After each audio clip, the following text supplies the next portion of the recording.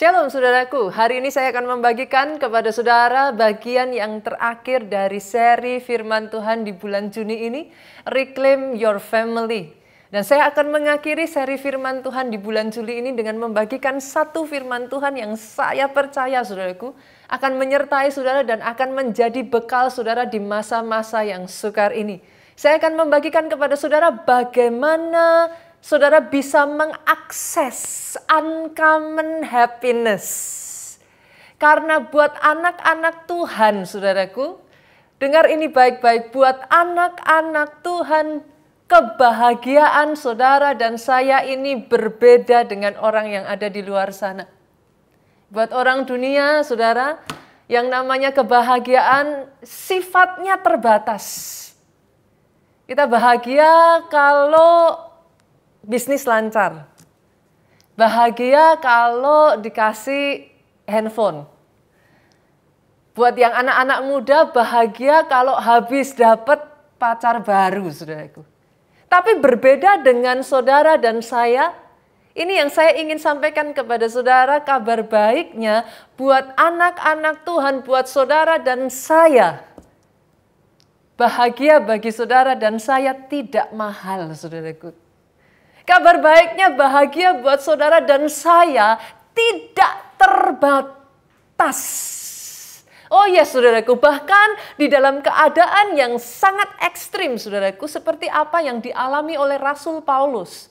Saya ajak saudara membuka ayatnya di dalam 2 Korintus pasalnya yang ke-12. 2 Korintus pasalnya yang ke-12 ayatnya yang ke-10, boleh kita baca sama-sama ya saudara.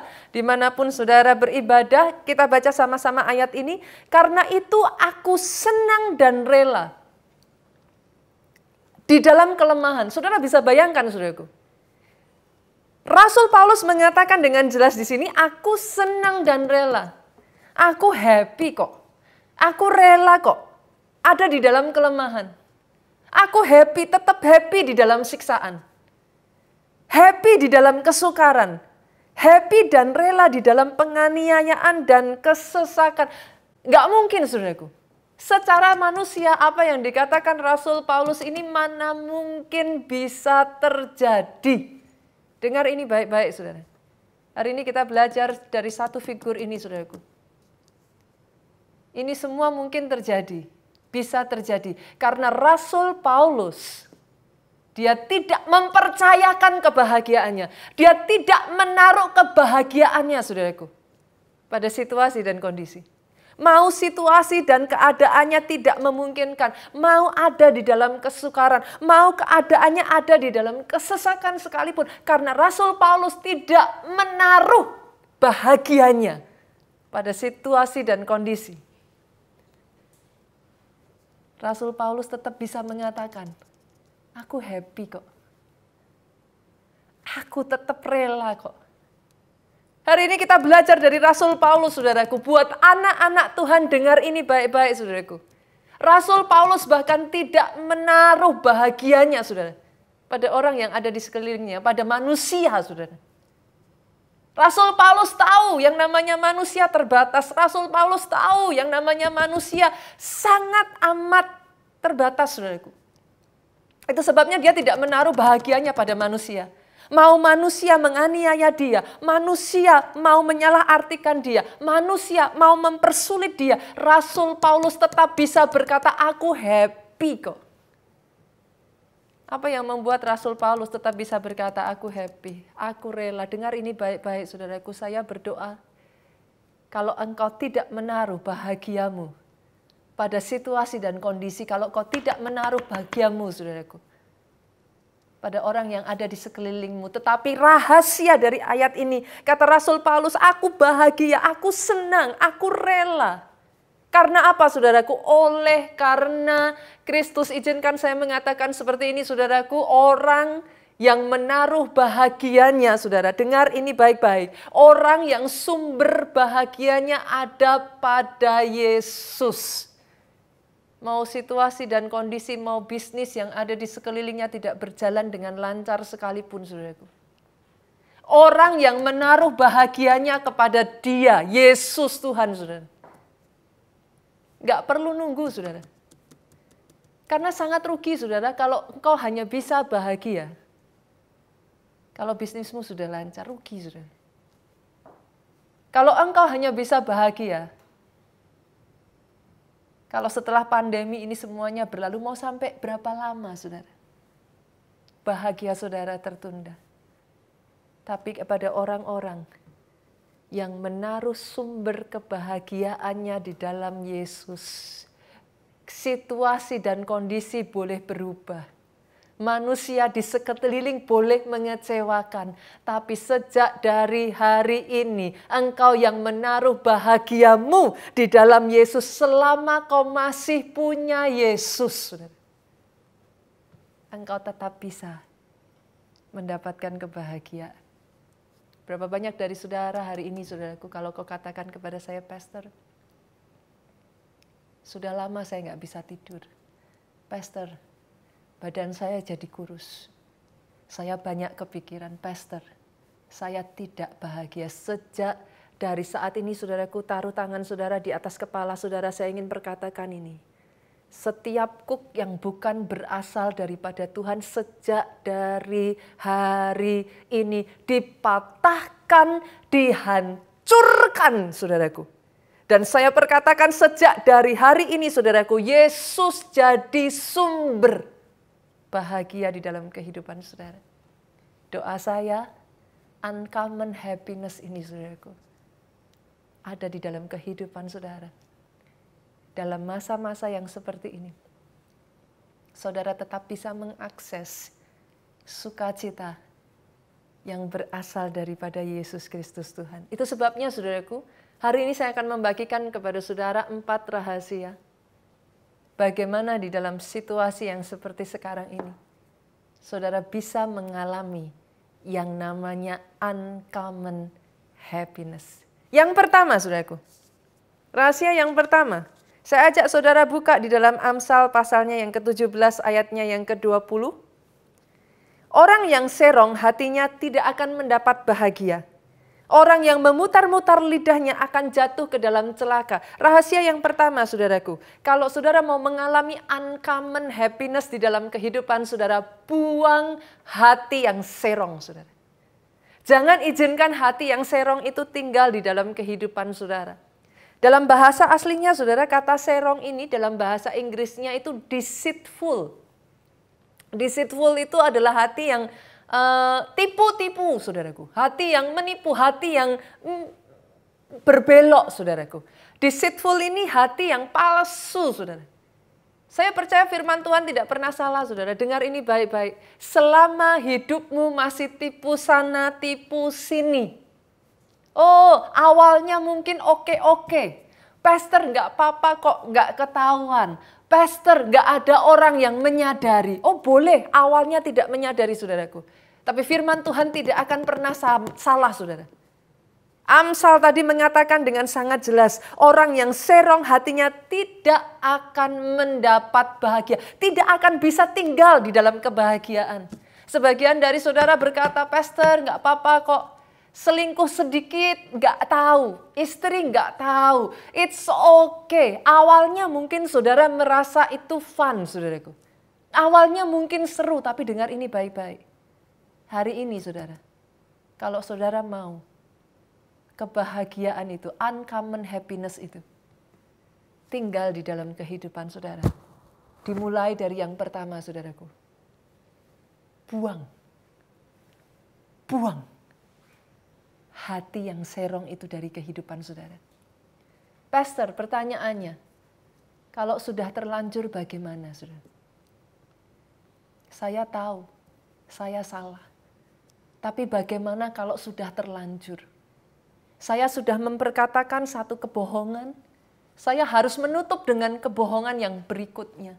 Bagaimana supaya tidak terjerumus lebih dalam lagi, Pastor? Dengar ini baik-baik, saudaraku. Hari ini saya harus katakan kepada saudara, bertobat. Amsal pasalnya yang ketiga, saudara. Amsal pasalnya yang ketiga, ayatnya yang ke-6 mengatakan, akui dia dalam segala lakumu. Jangan takut, saudaraku. Kalau itu yang terjadi di dalam kehidupan saudara, datang kepada Tuhan, akui di hadapan Tuhan. 1 Yohanes 1 ayatnya yang ke-9 dengan jelas mengatakan, saudara, kalau kau datang kepada Dia, kau akui dosamu. Lihat, Dia Allah yang setia dan adil. Pengampunannya ada atas kehidupanmu, saudaraku. Dia akan murnikan engkau kembali. Dia akan sucikan setiap dosa-dosamu. Dia akan tarik engkau kembali. Hari ini kalau ada keluarga-keluarga suami-suami yang kau jauh dari istrimu, engkau mulai main-main di belakang, saudara. Firman Tuhan bukan sebuah kebetulan.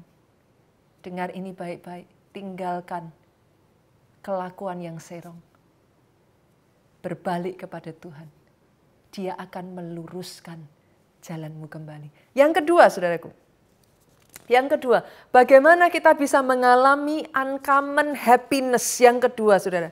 Miliki roh yang takut akan Tuhan. Kata takut di sini, saudaraku, bukan berarti artinya saudara ketakutan ya. No, not at all.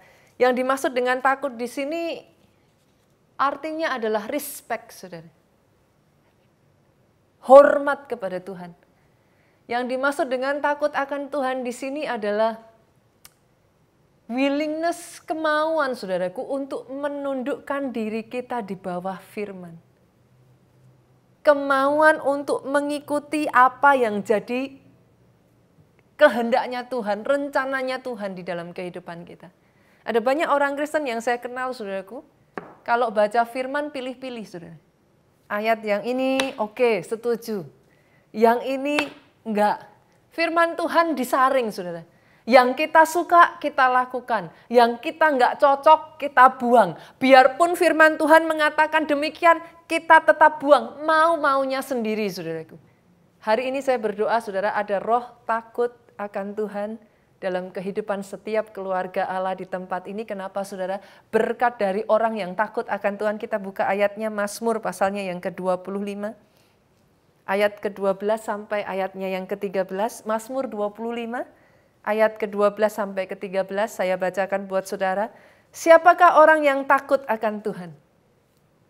Kepadanya Tuhan menunjukkan jalan yang harus dipilihnya. Apa yang dimaksud di sini, saudara? Buat orang yang dalam kehidupanmu, saudaraku. Ada banyak orang berkata kepada saya, Pastor, saya nggak tahu jalan yang harus saya tempuh. Pastor, saya ada di dalam persimpangan. Saudara mau mengalami dalam kehidupan saudara, seperti perkataan firman Tuhan, Dia menunjukkan jalan yang harus kau pilih. Dengar ini, saudara. Takut akan Dia. Hormati jalannya. Hormati rencananya. Hormati firman-Nya. Orang yang di dalam kehidupannya mau menundukkan dirinya di bawah kehendaknya Tuhan, saudara. Tanpa kau sadari, tangannya turun atas kehidupanmu. Menunjukkan jalan mana yang harus kau pilih. Dan dengar, saudara, berkatnya apa, saudara? Buat orang yang takut akan Tuhan, ayat yang ke-13 kita baca yuk sama-sama. Orang itu sendiri akan menetap dalam kebahagiaan. Ini berkat yang pertama, saudara. Apa yang dimaksud menetap di dalam kebahagiaan? Kebahagiaannya itu tinggal tetap, saudara. Bukan keluar masuk, saudaraku. No. Ini jenis kebahagiaan, bukan kebahagiaan yang sementara. Orang yang hidupnya takut akan Tuhan, saudaraku. Kebahagiaan itu tinggal menetap di dalam hidupnya. Kebahagiaan yang permanen, saudaraku. Itu ada di dalam kehidupanmu. Tapi ada berkat yang kedua dari orang yang takut akan Tuhan, saudara. Anak cucunya mewarisi bumi. Bolehkah saya katakan ini, saudaraku? Kabar baik buat anak-anak Tuhan. Saudara bukan hanya dapat satu warisan, bukan dua warisan, tapi saya perkatakan atas kehidupanmu, triple blessing, saudara. Apa yang saya maksudkan warisannya bukan hanya satu, dua, ada bonusnya, saudaraku. Manusia secara dunia, saudara, mereka hanya mewariskan yang namanya warisan jasmani. That's good. Wariskan kekayaan kepada anak saudara, wariskan aset kepada anak saudara. That's good, saudaraku. Itu warisan yang pertama. Tetapi orang yang tinggal di dalam Tuhan, orang yang takut akan Tuhan, saudaraku, dia akan dapatkan warisan yang kedua. Bukan hanya secara jasmani, tapi warisan jiwa. Apa warisan jiwa, saudaraku? Orang tua dengar ini baik-baik, anakmu bukan hanya butuh hartamu, mereka butuh nasihat dari engkau. Sejak dari anakmu masih kecil, saudaraku, didik mereka di dalam takut akan Tuhan.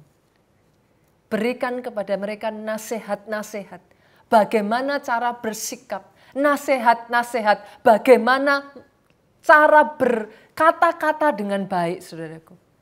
Itu sebabnya di dalam keluarga kami, saudaraku, saya merasakan ketika anak masih kecil, saudara, kita seringkali hanya, mereka itu lebih pada butuh nurture dari kita orang tua, saudaraku. Pemeliharaan dari orang tua.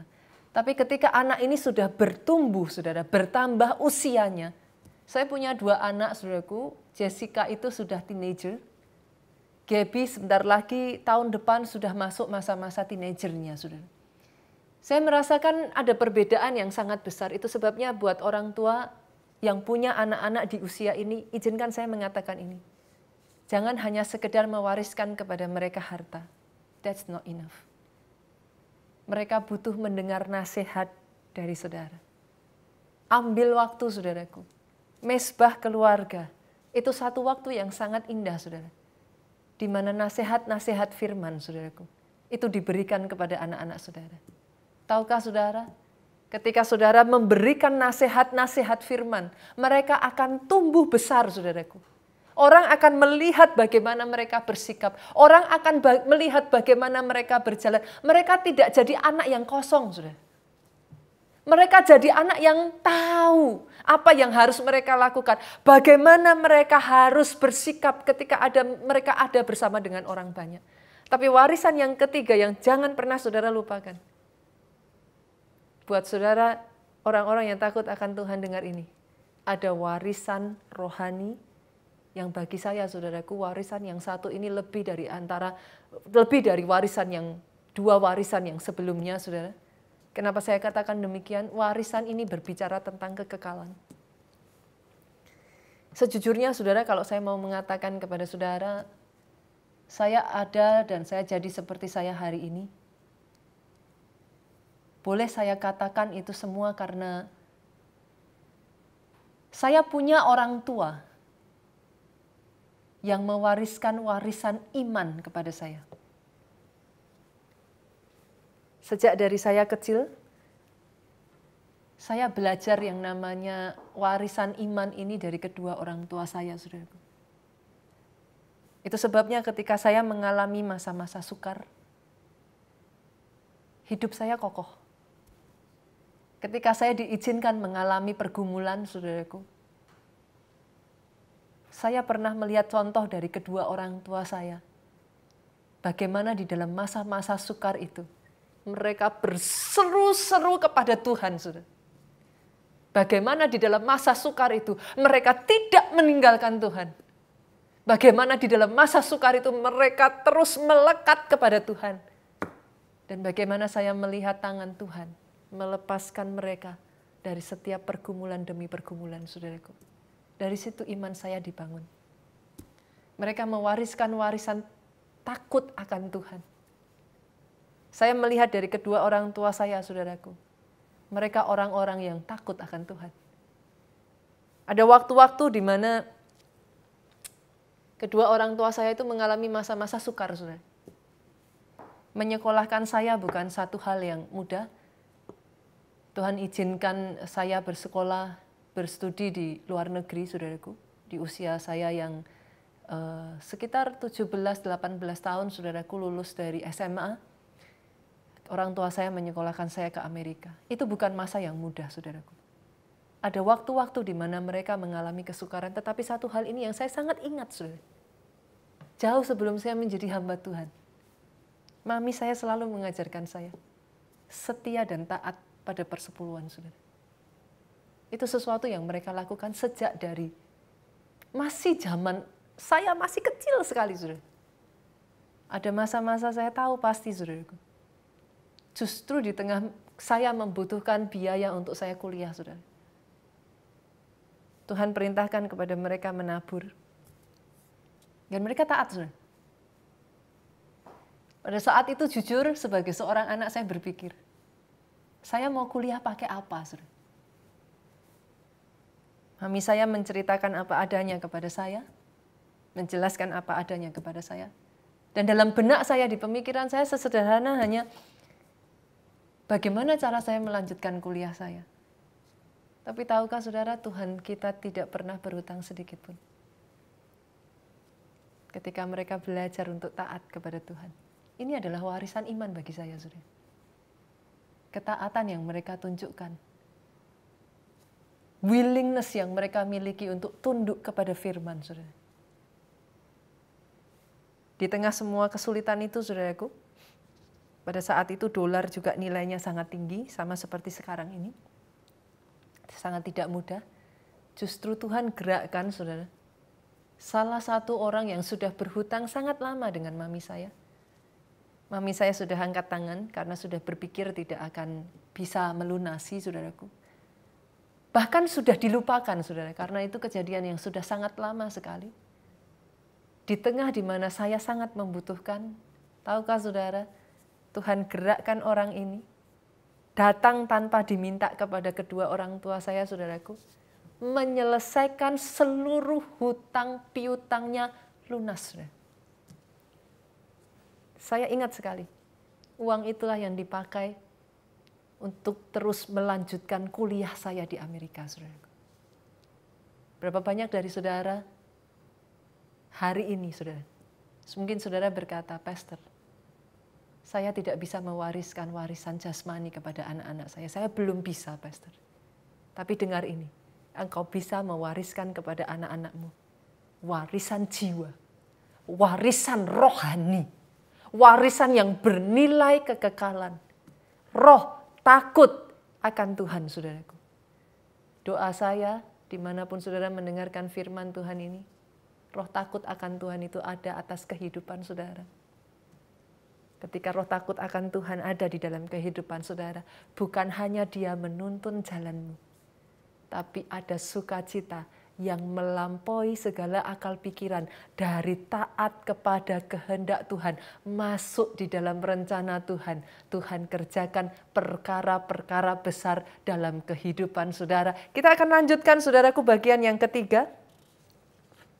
Rahasia yang ketiga, bagaimana kita bisa mengalami yang namanya uncommon happiness. Yang ketiga, saudaraku, bertumbuh dari kasih mula-mula menjadi kasih yang luar biasa. Bertumbuh di dalam kasih kita kepada Tuhan, saudara. Kita buka ayatnya di dalam Wahyu pasalnya yang kedua.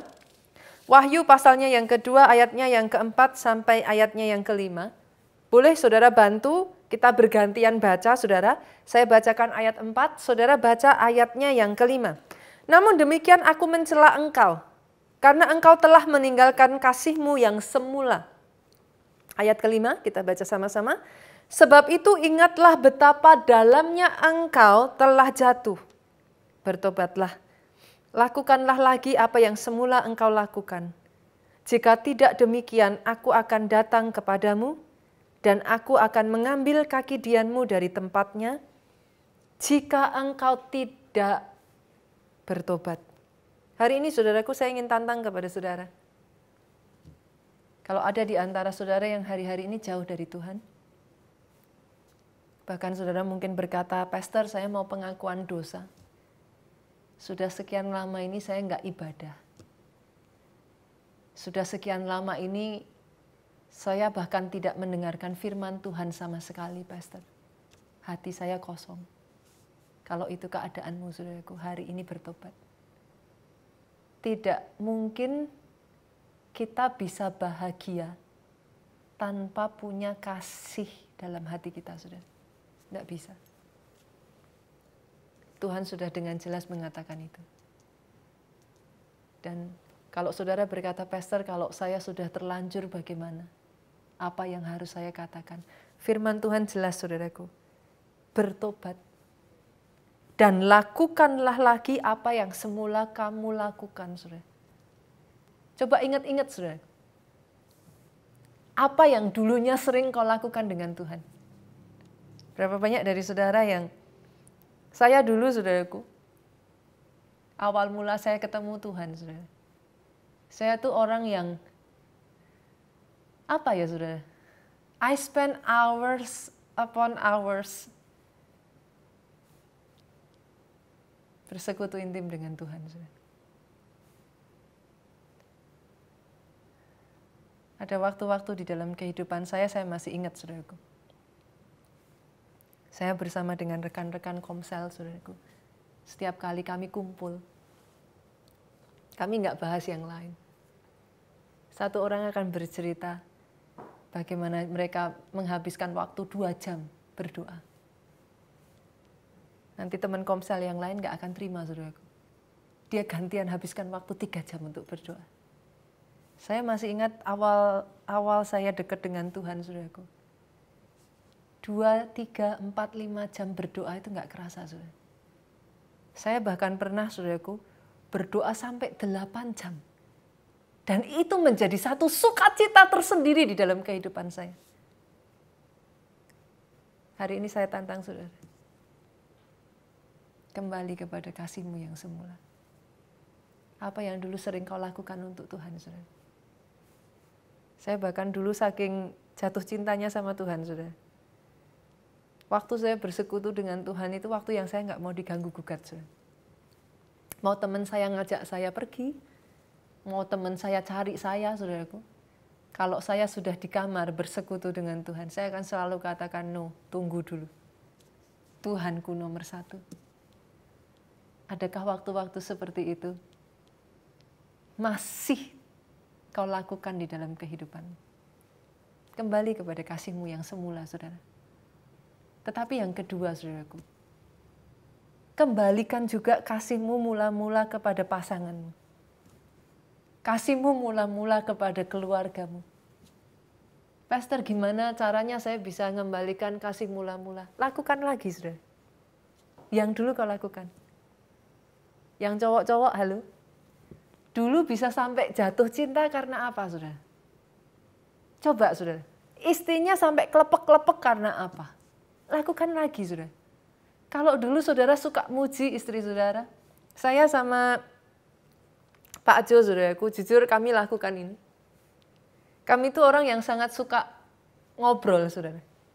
Kami suka sharing. Dulu ketika kami masih masa pacaran, saya sering dimarahin papi mami, saudara. Karena kadangkala kalau sudah telepon dengan Pak Jo itu sampai 3 jam, saudara. Telepon nggak selesai-selesai, kadang bahkan pernah, saudaraku, telepon itu baru selesai jam berapa ya, saudara? Mungkin sekitar jam 2, jam 3 pagi, saudara, baru selesai telepon. Sampai waktu yang sangat panjang sekali, berjam-jam untuk telepon, saudara. Kadangkala, saudaraku, setelah kami menikah, saudara, masing-masing kami sama-sama sibuk dengan kesibukan sendiri-sendiri, saudaraku.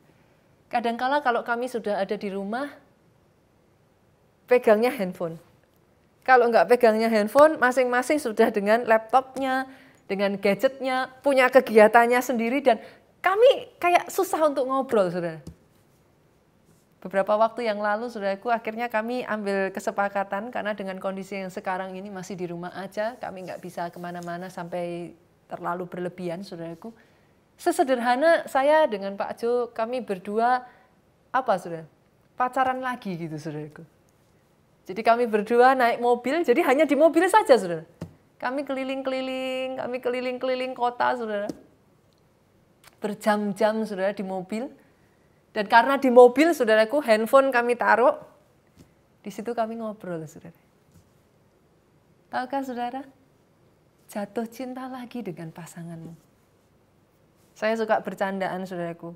Kami berdua hari-hari ini, kami belajar untuk melakukan lagi apa yang kami lakukan. Kadangkala bangun tidur, Pak Jo bangunkan saya. Saya tahu, saudara, saya jelas-jelas pasti tahu. Wajah saya berantakan, wajah saya nggak ada ininya, saudaraku. Saya nggak pakai make up, bangun tidur kayak apa sih, saudara? Kalau jujur mau kita ngomong, mungkin juga belum sikat gigi, nafasnya masih bau. Pak Jo akan deketin saya, Pak Jo cium saya. Dia cuma ngomong satu kata, saudara. Saya punya istri yang cantik. Istriku sangat cantik. Kadangkala, saudaraku, kapan terakhir kali, bapak-bapak, engkau memuji istrimu? Istri yang tanpa kau sadari, saudara, sejelek-jeleknya istrimu, dia ada bersama dengan engkau. Kapan terakhir kali kau makan masakan istrimu dan kau berkata, thank you, Ma. Mama sudah setiap hari memasakkan saya. When is the last time? Istri-istri juga sama. Kadang saudaraku, saya itu karena kondisi seperti ini saudara nggak bisa potong rambut. Jadi akhirnya saya yang jadi tukang cukurnya Pak Jo, saudara. Kadang sambil nyukur Pak Jo, saudaraku, saya motong rambutnya Pak Jo, saya suka bercanda. Saya punya suami yang ganteng. Saya punya suami yang keren. Saya peluk dia, saudaraku. Hal-hal yang tadinya engkau lakukan pada saat mula-mula engkau masih pacaran, saudaraku. Kapan terakhir kalinya istri-istri engkau katakan kepada suamimu terima kasih? Karena mereka sudah bekerja keras, karena mereka memperjuangkan keluarga, terima kasih. Karena sudah memberikan yang terbaik untuk keluarga. Hari ini saudara belum terlambat. Bangkitkan kembali kasih mula-mula. Kalau saudara sudah mulai kasih itu bangkit saudara. Jangan puas sampai di situ. Go beyond.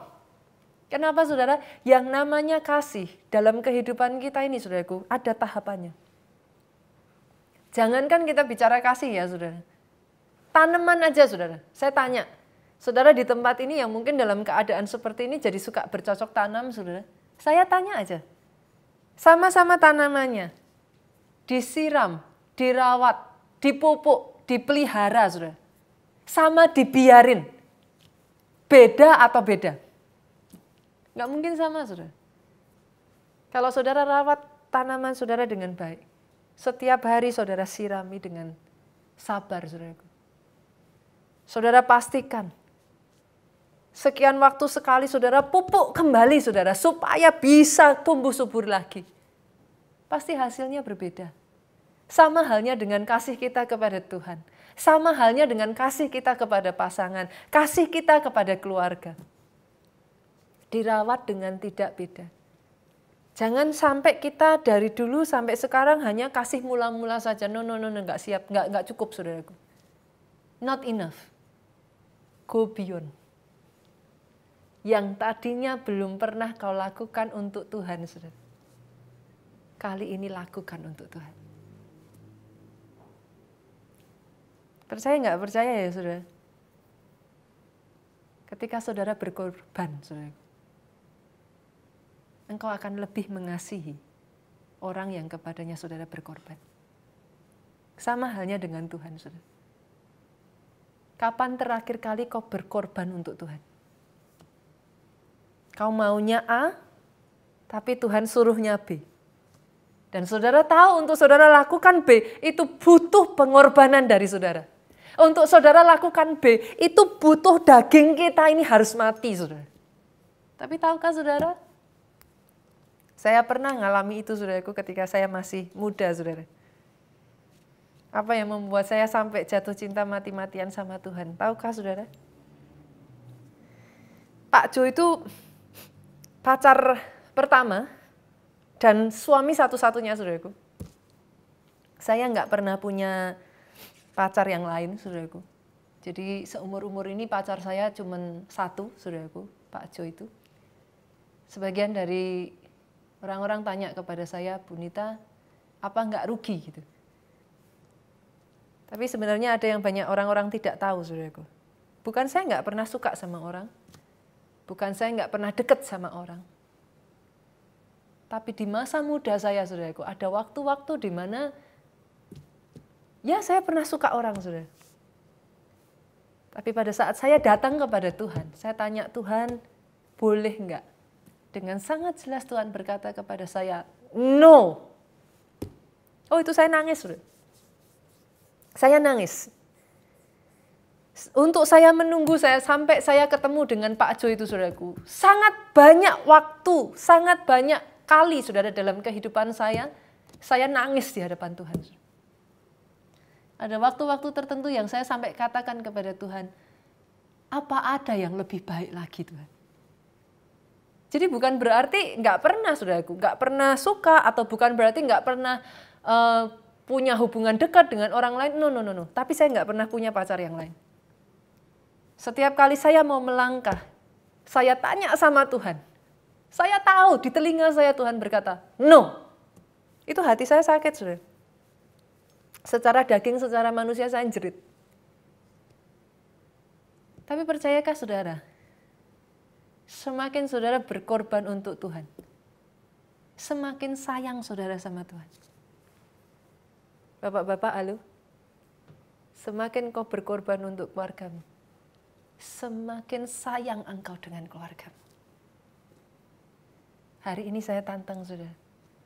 Kalau saudara mau menemukan uncommon happiness, percayakah saudara ada kebahagiaan di dalam taat kepada perintah Tuhan? Sekalipun itu dengan pengorbanan daging, saudaraku. Justru di masa-masa itu, saudaraku, waktu-waktu di mana saya menangis itu, dalam hati saya, ketika semuanya itu selesai, saya menemukan sukacita yang besar, yang tidak bisa dipahami orang yang lain, saudara. Sukacita dari belajar mentaati, mencintai Tuhan di atas segalanya. Hari ini, saudaraku, saya tantang saudara. Gak cukup kasih mula-mula. Go beyond. Saudara mau mengalami uncommon happiness? Go beyond. Lakukan apa yang tidak pernah engkau lakukan untuk Tuhan. Kalau kau tahu Tuhan berbisik di telingamu, oh jangan tanya 2 kali, jangan tawar 2 kali, saudaraku. Do it. Tiba-tiba dari dalam hati saudara akan mengalir sukacita yang tidak pernah saudara pikirkan bisa ada. Itulah sukacita, saudaraku, ketika engkau belajar untuk mentaati apa yang jadi perintah Tuhan dalam kehidupanmu. Itu bagian yang ketiga, saudaraku. Yang terakhir, bagian yang terakhir, saudara. Bagian yang terakhir, berpikir, berkata, dan bertindak positif, saudara. Kita baca ayatnya, Filipi 4 ayat yang ke-8. Jadi akhirnya, saudara-saudara, semua yang benar, semua yang mulia, semua yang adil, semua yang suci, semua yang manis, semua yang sedap didengar, semua yang disebut kebajikan dan patut dipuji. Pikirkanlah semuanya itu. Amsal ini berkata seperti ini, saudaraku. Jaga hatimu dengan segala kewaspadaan karena dari sanalah mengalir kehidupan. Apa yang saudara masukkan nggak bisa nggak, saudara. Dengan apa saudara isi hidup saudara, nanti keluarnya akan itu. Kalau saudara isi hidup saudara dengan firman, nanti yang keluar adalah kebenaran. Yang keluar adalah semua yang mulia. Yang keluar adalah semua yang adil. Semua yang layak dipuji, itu yang akan keluar, saudara. Hari ini saya tantang saudara.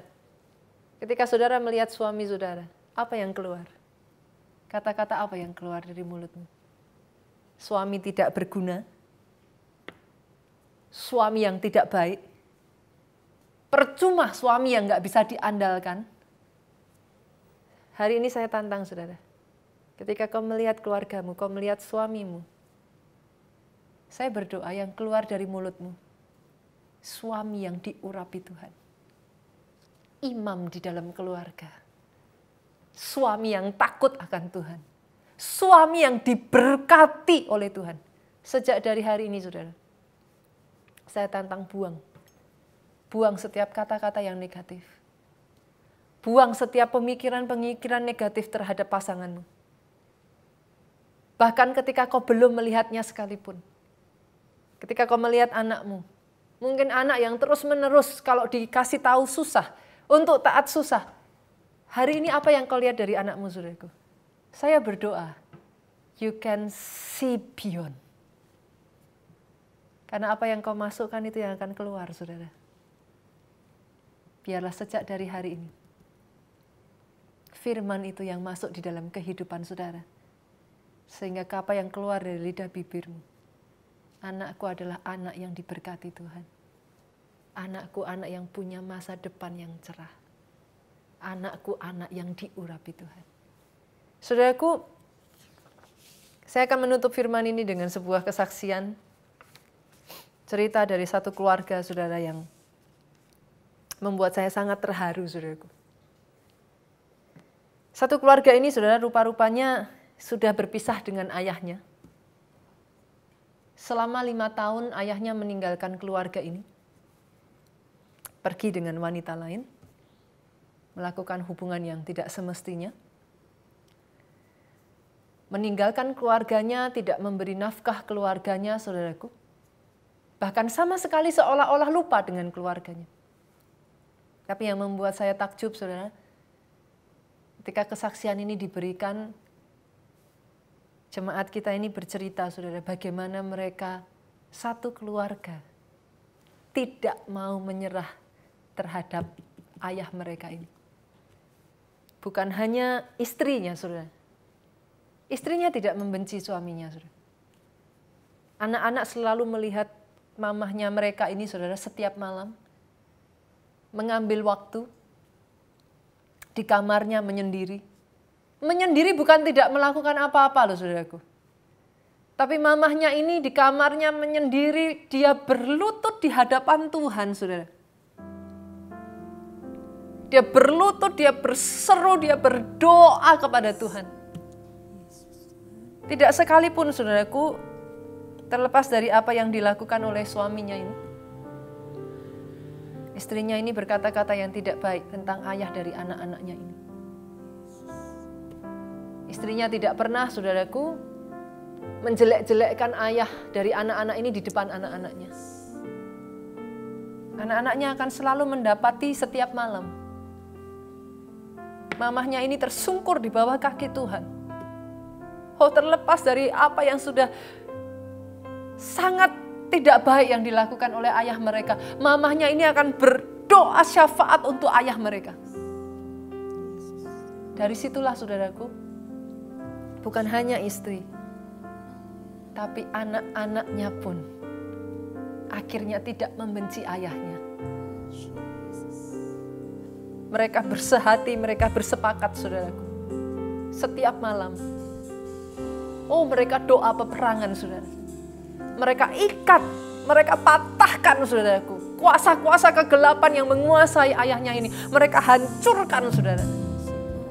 Dan benar, saudara, satu ketika ayahnya ini pulang ke kota mereka kembali. Gak lama, saudaraku. Bahkan mereka melihat ada sesuatu yang ganjil dari ayahnya ini. Ketika mereka pulang, ayahnya ini pulang, mereka sudah senang, saudaraku. Tapi rupa-rupanya, saudara, selama ada di rumah itu ayahnya itu malah ketakutan, saudara. Seperti kayak tidak jenak di rumah, saudaraku. Oh, ketakutan begitu rupa, saudara, pengen pergi, saudaraku. Karena rupa-rupanya, saudara, tanpa diketahui oleh mereka, wanita yang berselingkuh dengan ayahnya ini, saudara, setiap hari memasukkan jimat-jimat mistis itu di dalam tubuh ayahnya, saudara.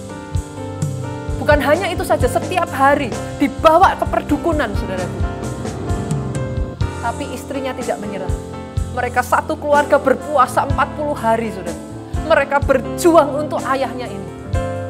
Sampai singkat cerita, saudara, setelah 5 tahun, saya mendapat sebuah kesaksian. Ayahnya kembali pulang, dimenangkan, bersujud di hadapan istrinya, saudaraku. Minta ampun kepada keluarganya. Kembali lagi dipersatukan, saudaraku. Bersama-sama, saudara. Kalau ini yang saudara mau terjadi atas keluargamu, saudaraku. Angkat tanganmu di hadapan Tuhan. Bersama-sama saudara katakan, ini keluarga kami, Tuhan. Jagaiku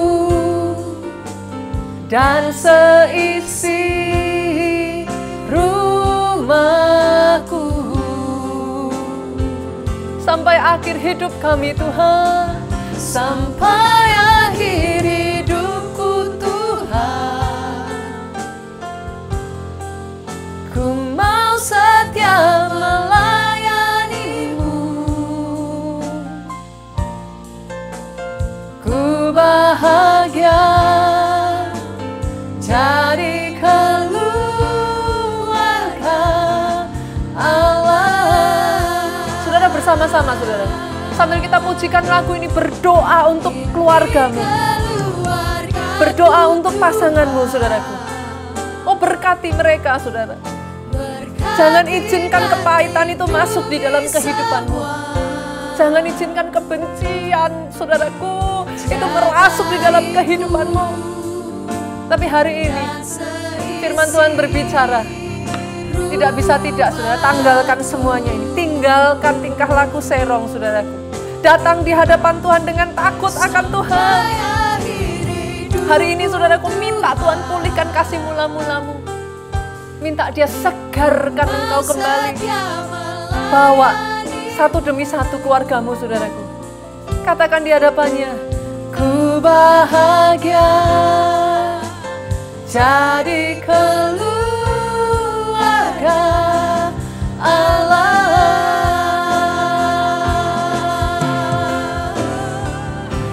Ini keluarga kami, Tuhan. Saudara, yang kasih mula-mulamu terhadap keluargamu sudah mulai hilang. Minta kembali kepada Tuhan. Minta kembali kepada Tuhan, saudaraku. Ditumbuhkan kembali dalam kehidupanmu.